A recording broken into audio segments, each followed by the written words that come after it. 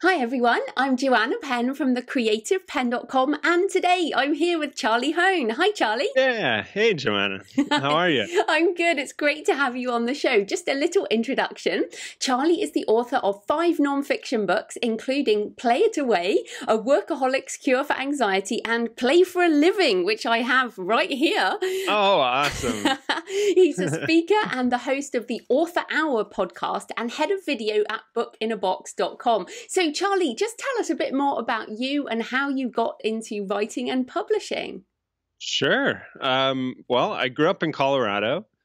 I now live in Austin, Texas with my wife, my baby daughter, and 2 dogs that you saw a moment ago. And the reason I got into writing, I think originally was sort of out of desperation. I struggled to get a job during the recession of 2008. And so since no employers were hiring, I started offering to work for free for entrepreneurs that I admired, local entrepreneurs, and offered some out of state that I didn't know. And a few of those also happened to be authors. So people like Ramit Sethi, Tucker Max, Tim Ferriss, and I ended up working with them for years. And I came on full time working with Tim as his sort of right-hand guy and helped him edit the 4-Hour Body. And we launched that. And so I got to really see with some of the best in the world in terms of the self-help / business genre, how to make a book in that regard. For me, the way I got into writing was sort of through that. And I was a natural editor. I've never really thought of myself as a writer. Writer to me is something I know a lot of people really love to do. People watch this, but for me, it's kind of like removing a thorn in my mind of something that keeps coming up that I'm like, I have to get this out. This has to come out.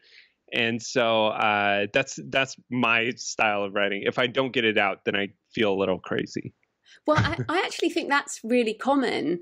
I think it was Joan Didion, who said, if I don't write it down, I don't know what I think about it, or something like that, so it sounds quite similar. I have that for nonfiction too. It's like, oh, I just have to get this out, even though it might be quite painful. So don't worry. I think that's quite normal. Yeah. But I just circling back there on the recession and the impact on millennial entrepreneurs of the 2008 global financial crisis. And it's not just millennials. I mean, I was laid off in the global financial crisis and started the Creative Penn, my company then. And it's kind of crazy to believe it's 10 years old now. But do you think that, have you seen that amongst, your sort of generation of entrepreneurs? Is that those years made such a huge difference? It's an interesting question. And congratulations, by the way, 10 years. Yeah, I know. That's a big deal. That's awesome. Yeah. So I don't know. I certainly with the people I run with, in the people I know, they experienced similar circumstances, obviously, and they found themselves on similar paths. So it's easy for me to point to them and say yes, but I would say it's tough to say because there's a lot of people, certainly my age, that I know who went a totally different route, whether it was going to take odd jobs in the freelance world, maybe even doing Uber and Lyft driving on the side, all the way to people who just beeline for the finance world, to real estate. And I know people who still live with their parents and haven't made much headway, so it just really depends on the end of it. I can't say. I don't know. It's a good question. It is interesting. Well, I guess the people I meet who are like you, that we're all in a little niche, aren't we, on the internet, really? But but that's cool. But let's get into the book, because I wanted to talk to you about this word play, which I definitely have an issue with, and we'll come back with it. But let's start. How do you define play? And you mentioned you have a daughter. Like, what does play mean for a responsible adult who pays the bills and looks after their family? Yes.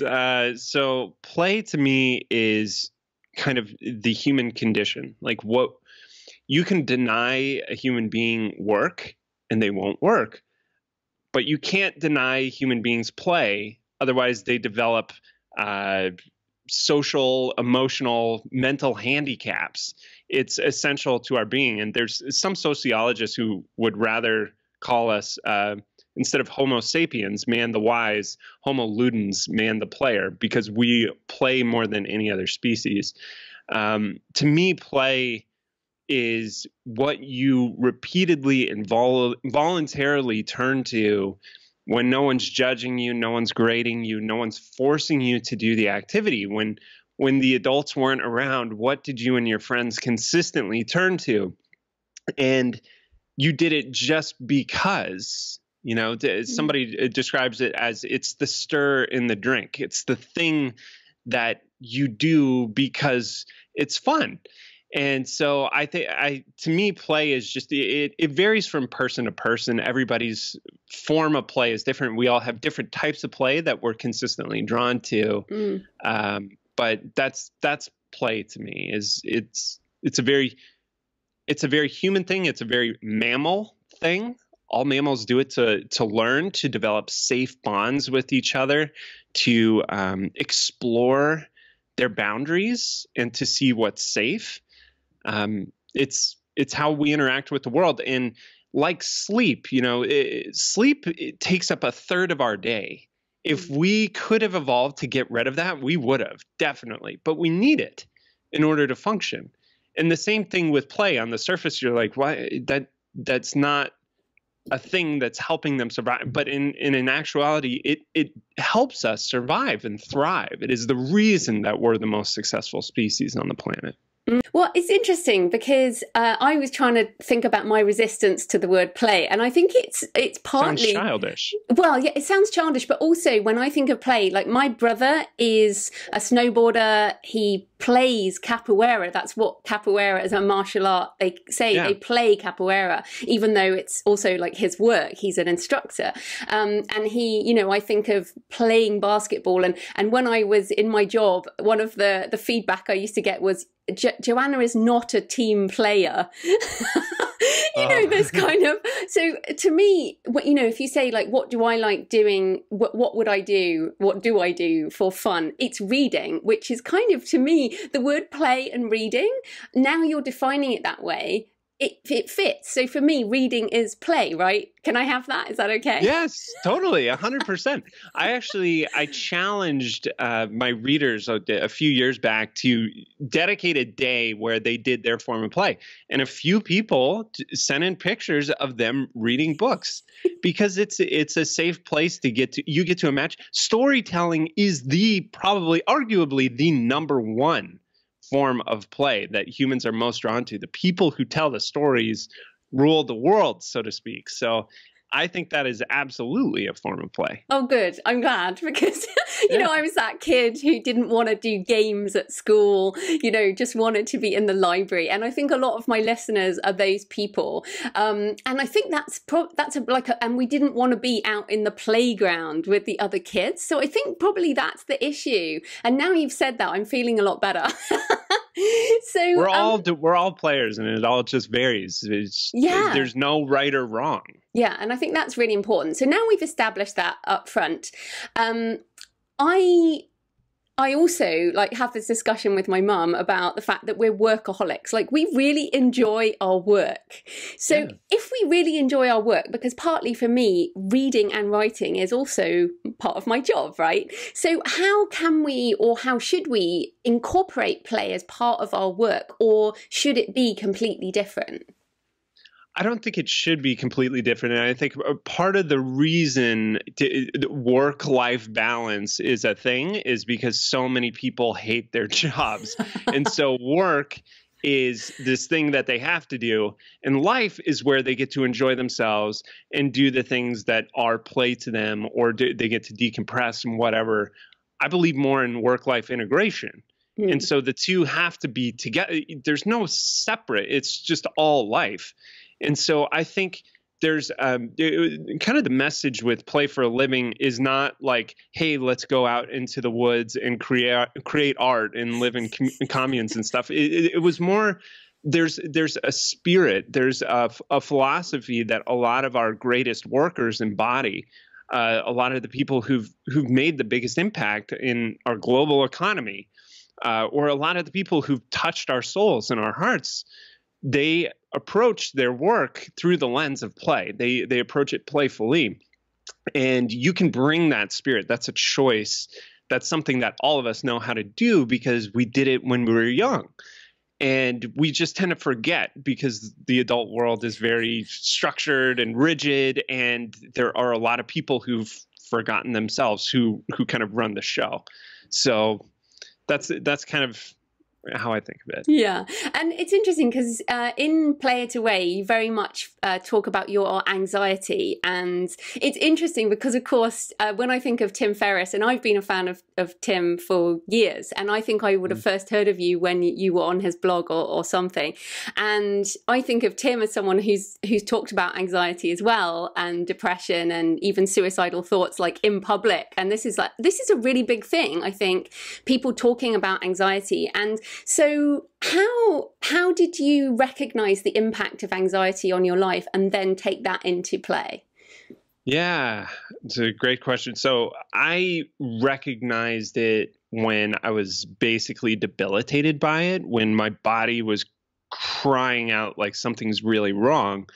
I started to recognize it, but I didn't acknowledge it, so I carried it with me for a long time, and things got progressively worse. And the reason I got up to that point is Tim and I were both in San Francisco, but I was often working remotely in my position. And because he had other things that he needed to do that required either travel, meeting a lot. So we had this big event called Opening the Kimono that was coming up. And what happened was I'd hit a point in my role where I had a lot of responsibilities because I'd earned them basically. And so he left me largely in charge of kind of coordinating all the details to make this event happen. This was a high-end event. There were a lot of high achievers and people who are very successful coming to it from all over the world. And so I was, in my mid-20s, and my experience in event planning was throwing keggers in college. So I was really kind of overwhelmed and scared that this thing would fall apart if there's just so many details to event planning. Anybody who's planned their own wedding knows that this is a lot of stuff that you didn't anticipate. So in the weeks before, I secretly ordered modafinil, which is a drug designed for military fighter pilots to keep them awake on multi-day missions, which is now prescribed to people with narcolepsy. It prevents you from going to sleep, and a lot of people actually abuse this drug now in Silicon Valley and in Wall Street. It keeps you awake for a long period of time. And during the event, for 4 days, I slept a total of 6 hours, right? And proportionally, I think that's 1 hour of sleep for every 16 I was awake. And again, we need 1 hour of sleep for every 3 that we're awake. So I need loads of sleep. So yeah. Yeah. We all do. So I got through the event real well, but I was a disaster after the event, and I could feel that I was starting to, parts of my face were twitching. I was so stressed out. And then I started developing even more intense symptoms of rapid heart rate and experiencing panic attacks. And I had to quit my job with Tim because I was just so fragile. And I spent the next year and a half basically in that state. And I remember after my first or second panic attack, it's been a while, I can't really even remember the timing of it, but I went and saw my doctor, and she was like, "You are really sleep deprived. You need a few good nights rest." And she gave me these anti-anxiety drugs that I was really thrilled to have them. But when I went home and started researching them, I was like, wow, these seem really risky, like high addictive potential. And I felt the risk heavily outweighed the benefits. So I decided not to take them and just kind of committed to, okay, whatever condition I'm in, I didn't really have a name for it. I didn't even know. I was like, oh yeah, it's anxiety and panic attack. I was just like, my body's freaking out right now. Whatever I got myself into, I can get myself out, I believe. And so I spent the next year and a half or so just trying everything to get out of that state. So you name it, I did it. I can list out all the things, but I'll spare you. And none of it, I was so frustrated at the end because none of it seemed to be really working. You know, things would work for a day or two, and then it would go back to normal. And I just felt, I felt dead inside. And I remember having this conversation with my ex-girlfriend, my girlfriend at the time. And she said, Charlie, what is wrong with you? You know, you're not the guy that I met all those months ago. And I remember admitting to her for the first time, like, I feel dead inside all the time and I don't know how to fix it. And she started crying, and I remember feeling envious that she was able to cry and I could not. And so there was just, it felt like such a life felt like work, like a prison sentence to me. It felt like drudgery every day. And I never reached the point where I was like feeling suicidal or really strongly considering it. But I definitely remember thinking all the time, like, I just want this to be done. Because if the rest of life feels like this, I don't know if I can make it through, because this is just exhausting to deal with. And eventually I just randomly stumbled across on my friend's bookshelf a book called Play by Stuart Brown. And that book, I read it in one sitting, and I had this moment partway through where I just started laughing, and I was like, oh my God, this is it. This is it. It was like my aha moment of, I mean, it literally in the book, he breaks down what happens to mammals when you deprive them of play. Like, there's been scientific research studies where they deprive mammals of play and they develop the exact conditions that I was experiencing. They developed social handicaps, emotional handicaps, and depression, anxiety. They grow fearful of their environment. Like, all of these symptoms that had exhibited in labs, I was going through. And I'd read books on mental health. I'd gone to therapists. Like, I'd never once heard this explanation that you can be play deprived. And there was this quote in the book that said the opposite of, what was it? The opposite of play isn't work, it's depression. And it stood out to me as, okay, maybe if I start incorporating play back into my life, maybe these symptoms can be alleviated a bit. And I remember sitting down and going over my play history. So this is something that every person ought to do if they feel this way, is write down those things that you repeatedly and voluntarily turn to when you were a kid, when you and your friends weren't being judged or graded or forced to do something, and see what calls out to you. How often are you doing those things? You know, when was the last time you did them? And so for me, it was stuff like playing catch. I played baseball, home run derby, building things with my hands. Making funny sketches with my friends on film. It was a handful of things like that. And I started to think, okay, if I can sort of incorporate this into my schedule, maybe this will work. And the next day somebody emailed me and they said, do you want to get together for coffee? And I said, why don't we go play catch at the park instead? And after that catch meeting, it was like, I felt it. I felt there. Okay, there was a difference there. When I came back to work, it felt like a weight had been lifted. I had a different energy. And so I was like, all right, I'll double down. I signed up for improv. My friend and I started playing home run derby every weekend. And there were a handful of activities that, like, I had on average 3 to 4 hours of play that I was incorporating into my life every week.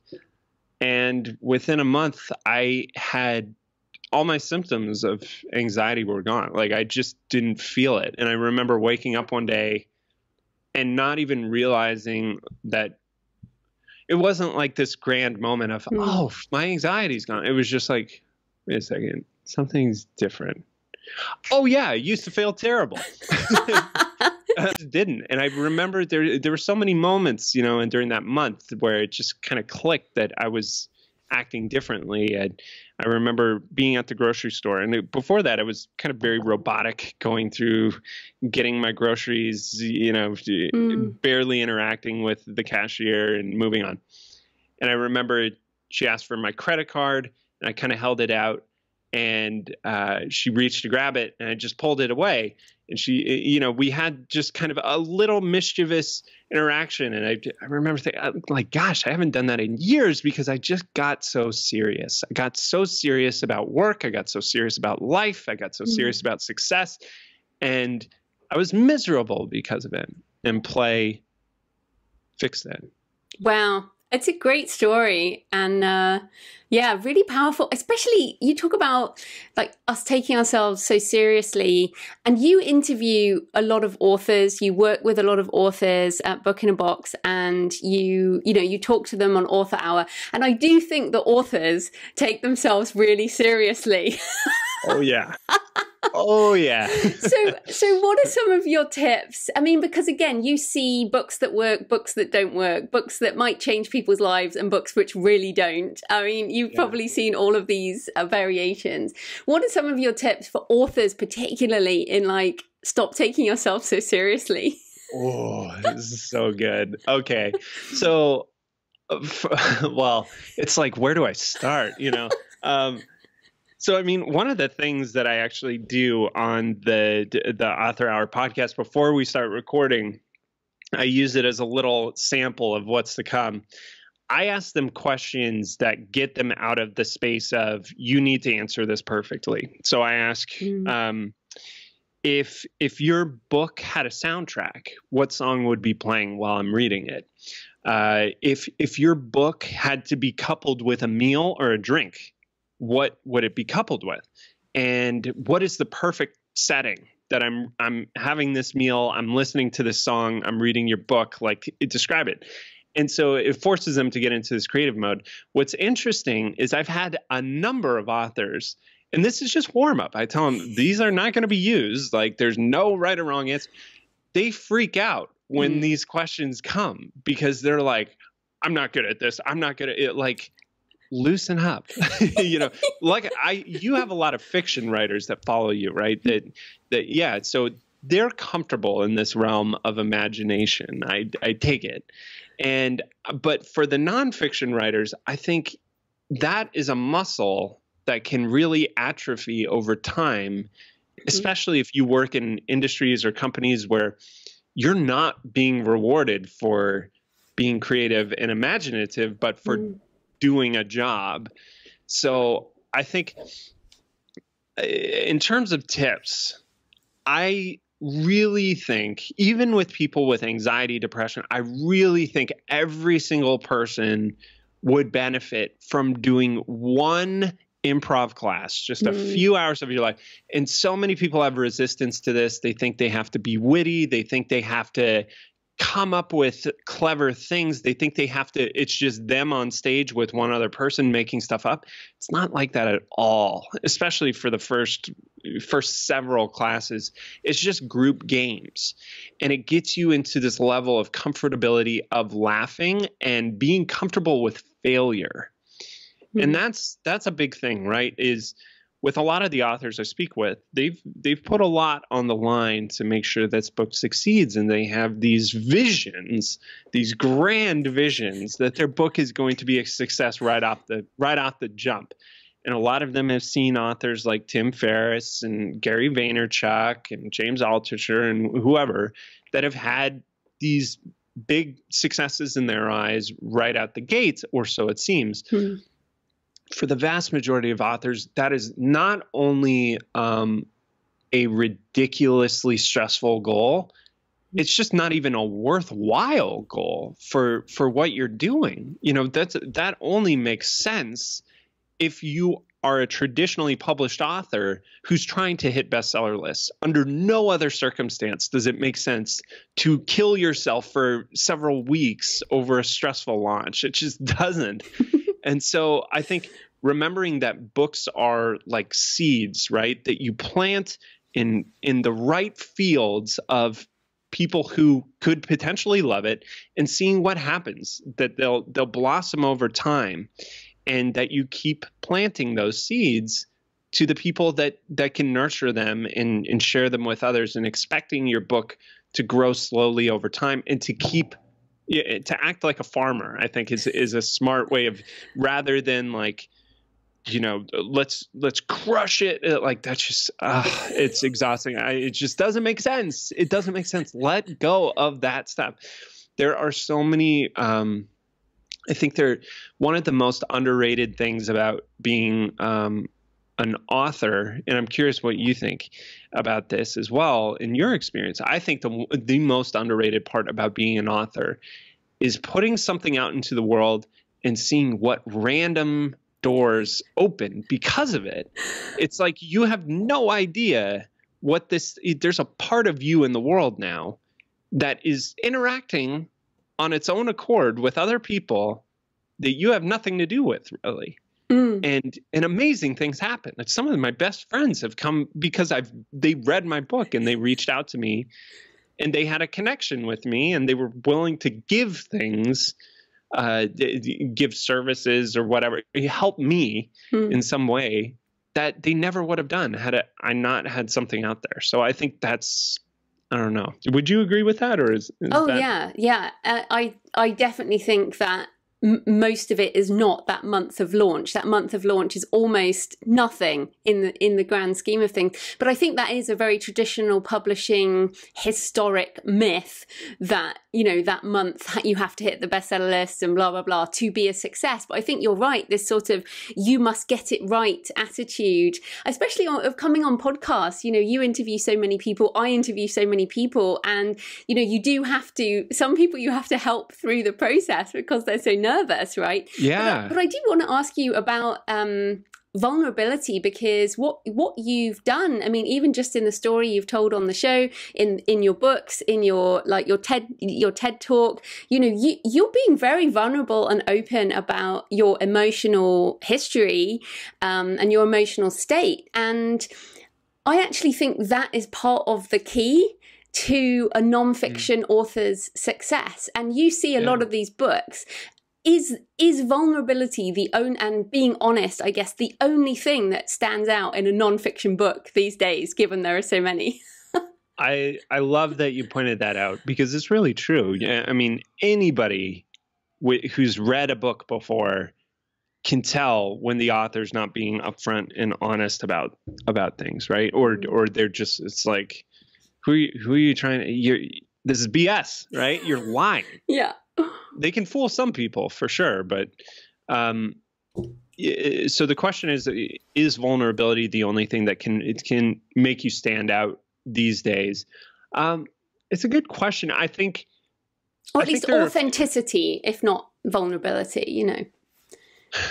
Yeah. So it's kind of the way that I think of nonfiction in books is it has to be given to a motivated group of people, right? That want that solution, right? That they're like, yes, this is for me. I'm actively looking for something like this.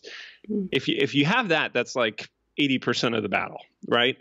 The other part is your unique story, right? Is you always bring something to the table. Your perspective, your experiences. And I think a lot of authors struggle with this because they think, oh, this has kind of been done before. I don't really have anything to add.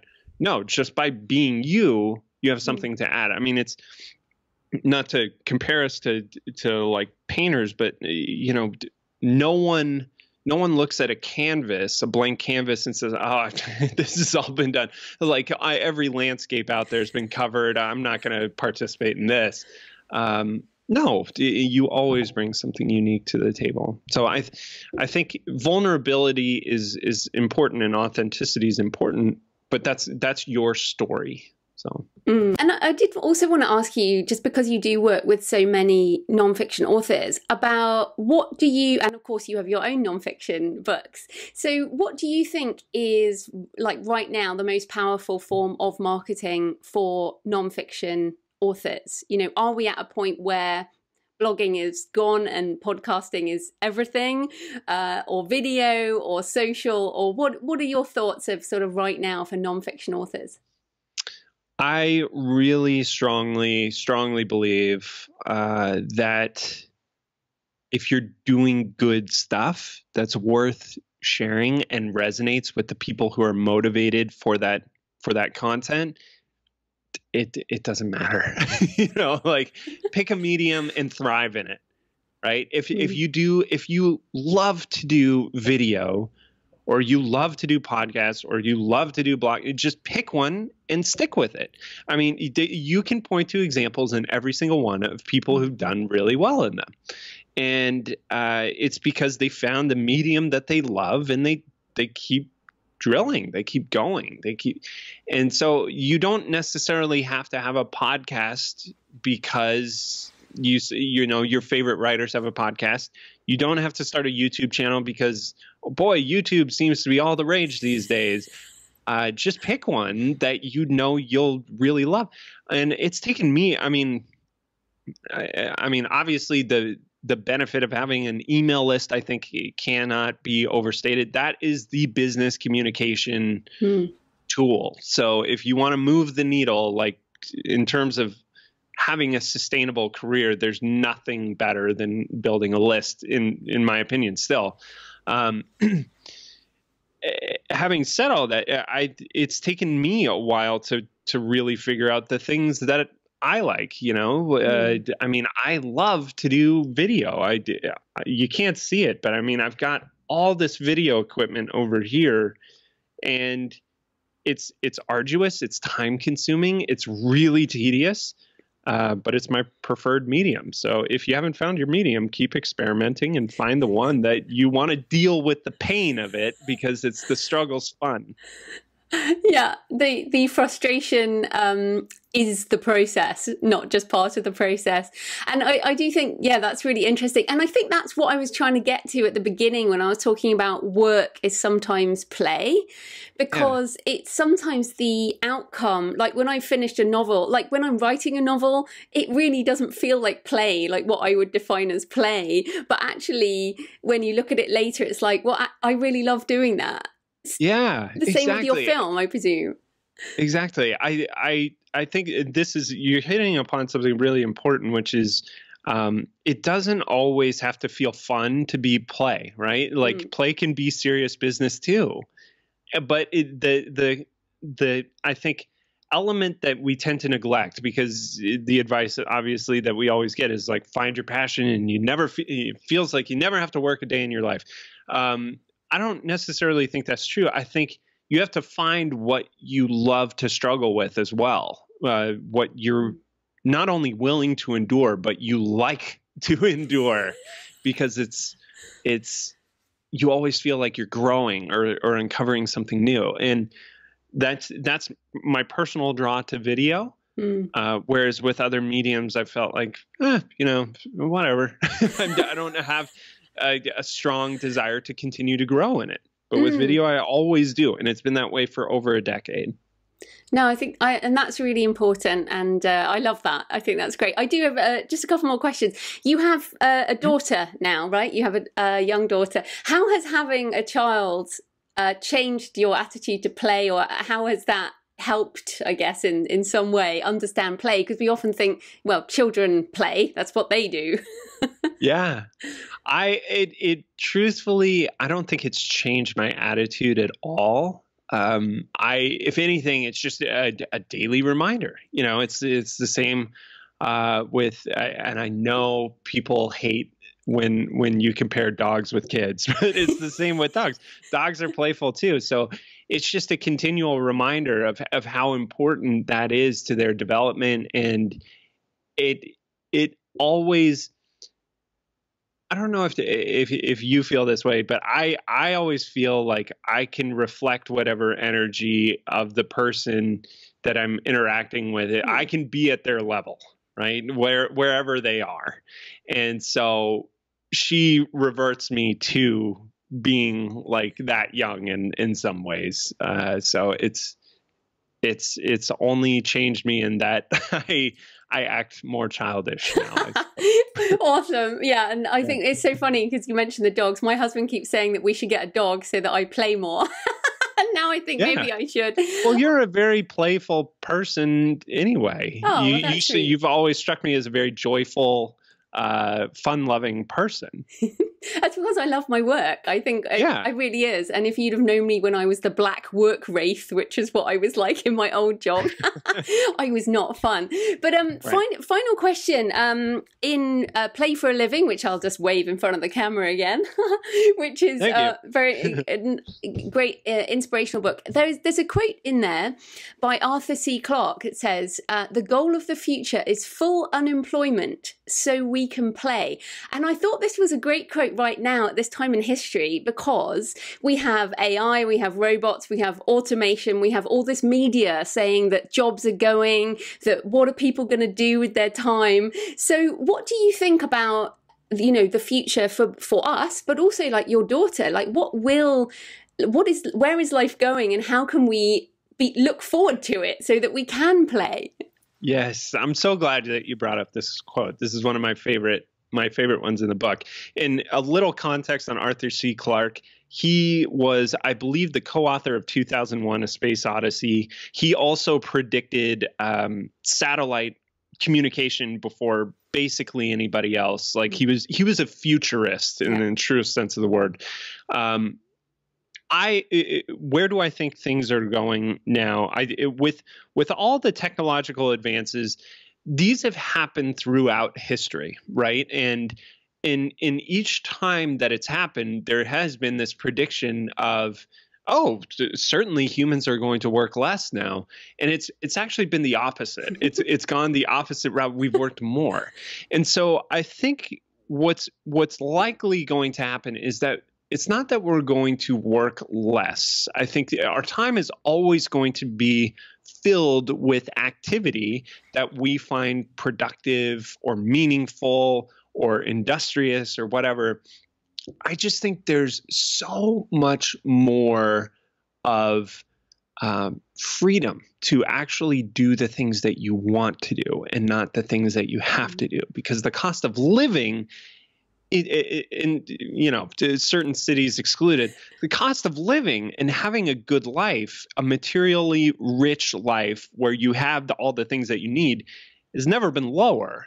Things keep getting better in so many realms, and it's easy to get lost in the narrative of we need to bring jobs back. And I don't know if you saw Dave Chappelle's new stand-up where he's like, stop trying to make us design iPhones. Stop trying to bring manufacturing jobs into the U.S. We don't want to make iPhones. And so I think it's funny because it's tempting to go down that track for a lot of people of like, we need to create jobs, but we could create jobs at any moment. Like the government could say, we need 40,000 people to dig holes in the ground, like an arbitrary job. What I hope happens is more and more people are raised with the notion that you can design your life. You don't have to go and have somebody else to give you homework assignments so you can pay the bills for the rest of your life. You can assign yourself the work, and you can create value with the people that you want to create value with. And that I think the story we don't get told often enough when we're kids, we're told you can be anything you want to be, find your passion. I think what we don't get told enough is find the people that you want to play with for the rest of your life. Because when you find those people, it never feels like work, right? And obviously, as writers, like the people that we want to play with is ourselves. Like we want to the fictional characters in my head. Yeah, the fictional characters, right? But that's equally valid, right? So we don't get told that often enough, is like, find your tribe that you want to build and be around and thrive with. And so hopefully the narrative of work shifts toward that, I hope. And that's sort of why I wrote Play for a Living, I really believe in what they say at the end of the book with Plato's quote, that life must be lived as play. What is the meaning of life? Life must be lived as play. Or I'm sorry, what is the right way of living? Life must be lived as play. And with Alan Watts' quote, instead of calling it work, realize it is play. You know, it's just a mindset shift that you can flip that switch anytime you want. And I think culturally, I hope we have that collective realization at some point. Yeah, me too. Well, this has been fantastic. So tell people where they can find you and everything you do online. Cool. Yeah, this has been great. Thank you. This has been one of the best conversations I've ever had, podcast wise and video. So thank you for being a great host. So people can find me everybody listens to podcasts on here. So I'm on iTunes under Author Hour, and I interview authors and talk about their books. So for people who sometimes feel like when they're reading nonfiction, they're like, get to the point.